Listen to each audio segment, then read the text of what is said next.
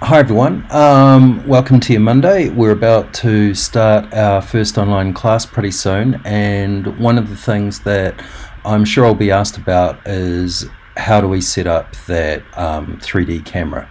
So here is a quick introduction to setting up a 3D camera with a null object as its controller. So I am coming up to composition. You see that I've got an empty After Effects project, and I'm making a new composition. I'm going to call this 3D camera test, and I'm going to make the duration only about 10 seconds. I'm going to make my background color white. There we go, nice and clean, 25 frames per second, and our standard HD resolution. So clicking on OK, here's my space. So all that we're going to do in this is we're going to make a line of text, making sure that my text is black on white,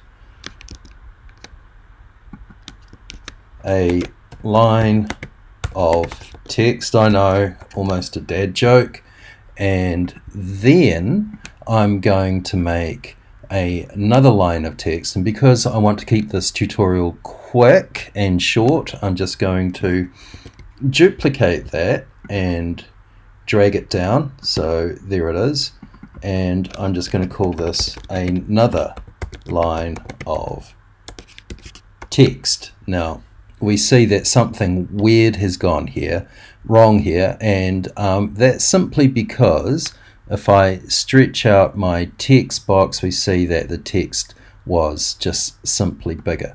I'm going to press the R key, and I'm going to, let's set that back to 0, and I'm using the second number, and I'm setting that to 90 degrees. So that piece of text is going to go about here. So I'm just quickly trying to position my text, and you see that it's coming off the screen, and in a normal situation this would be a bad thing because it would be clipped if it was going to be in another composition. So effectively what you see in the white area is what you get. But because we're making these 3D objects, and I do that by turning on 3D there and 3D there, we won't have that problem, because when we create our 3D camera, that controls the resolution, not this background layer. So to create our 3D camera, come up to Layer, go to New, and choose Camera. You'll see this camera settings box pop up. I've included a video in this week's Moodle on explains all of that. What you need to be aware of is that you want a one node camera, and just be sure of the camera name. I click on OK. So now I have two 3D objects and a camera. Now if I get the camera right now and I come to position, you see that I can move the camera and it looks like the text is moving, because again this white square that we see is the view of the camera. It's not the background of the document. So that means that I can come up and you see that the text is not being clipped off. Okay, that's all well and good. Now if I press the R key as well, and I'm holding down Shift in this case so that we can see the position values still, that we have orientation, and that is X, Y, Z, and we have rotation X, Y, Z. So that if I just get the Z orientation and I change that, you see that my camera is actually tilting around and it's showing the next line of text. So that means that I can come over here and the text appears that it's animating.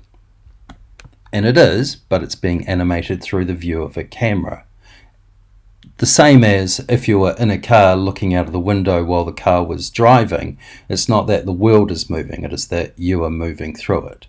Here, the camera is moving through the world of your text compositions. Okay, so I'm going to open that up again, and I'm going to reset my transforms.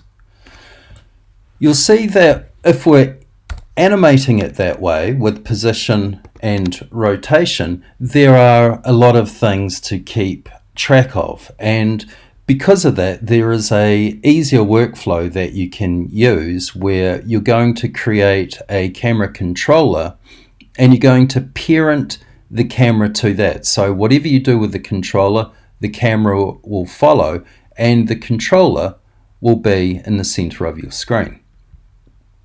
I'm just going to come and give myself a little bit of headroom first off, and the first thing I'm going to do is I go to Layer, I go to New, and I create this thing called a null object, which is a little wee box, and if I can zoom in on that, and as soon as I make it 3D, we see we have our usual 3-axis locator arrow thing.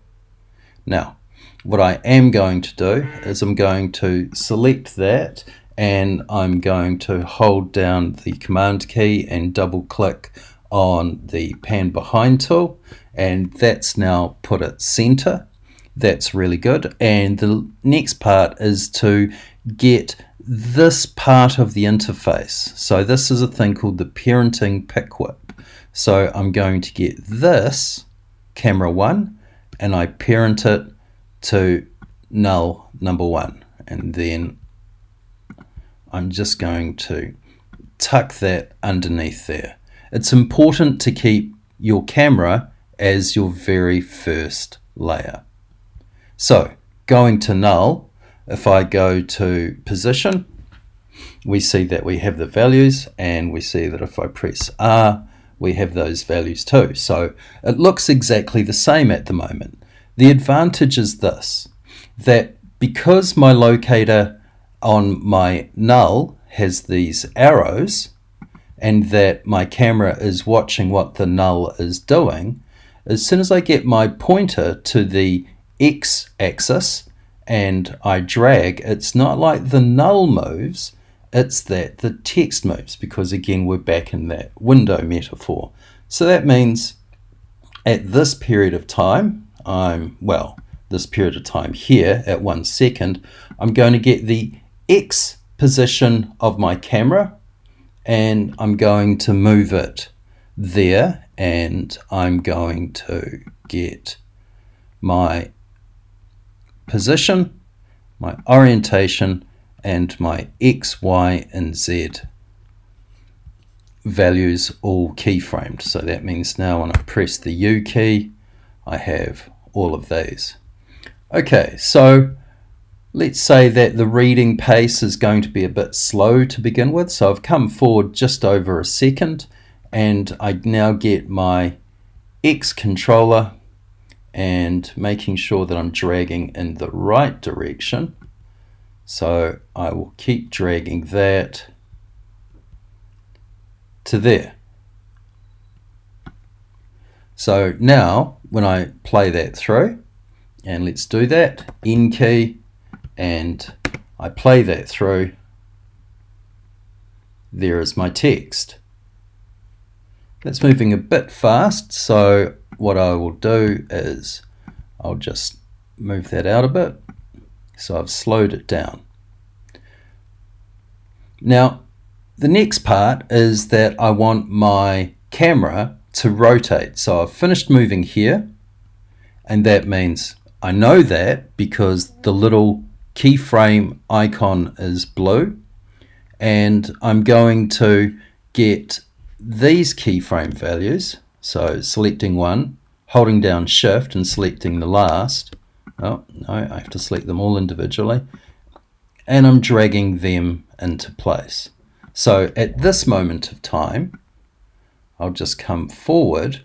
I'm going to get the Z position, and I rotate that around to 90 degrees. Rubbish. I'm just typing in 90 degrees.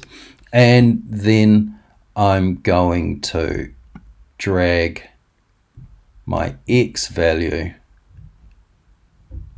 to there.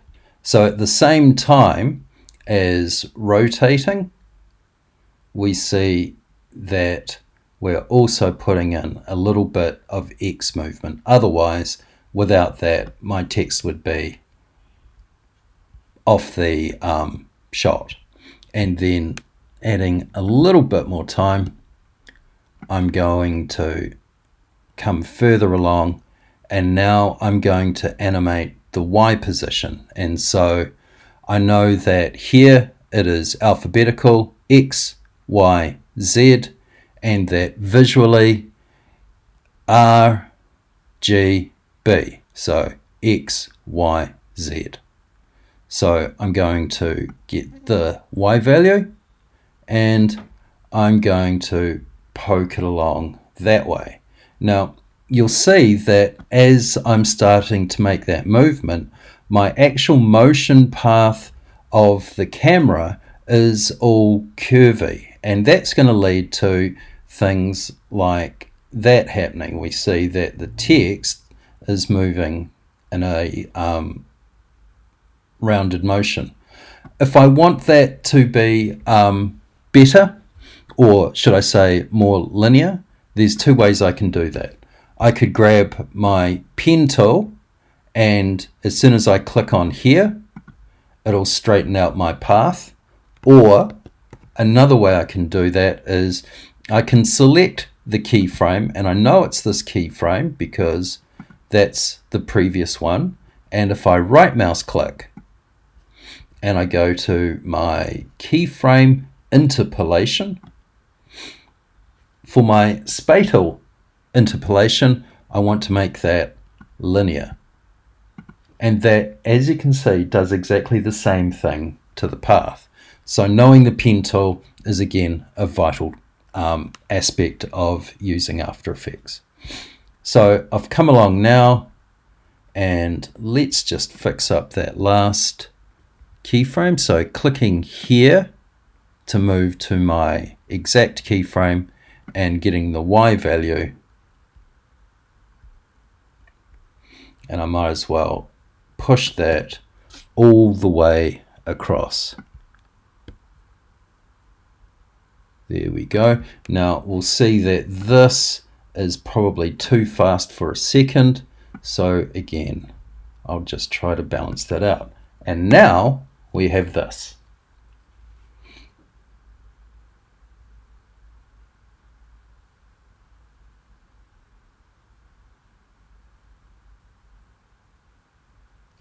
Now if you wanted to have a little pause between things,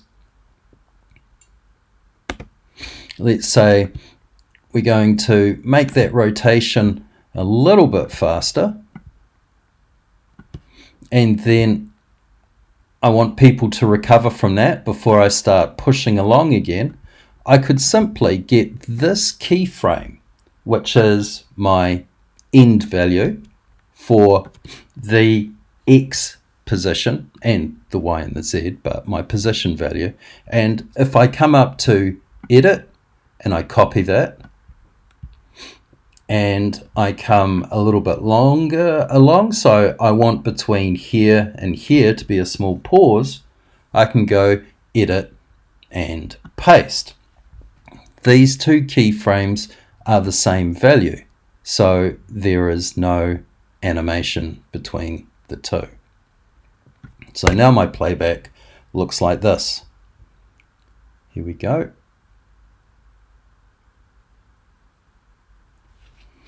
And so now it's up to finessing the timing and whether things are going too fast or too slow. And that's it. 3D camera.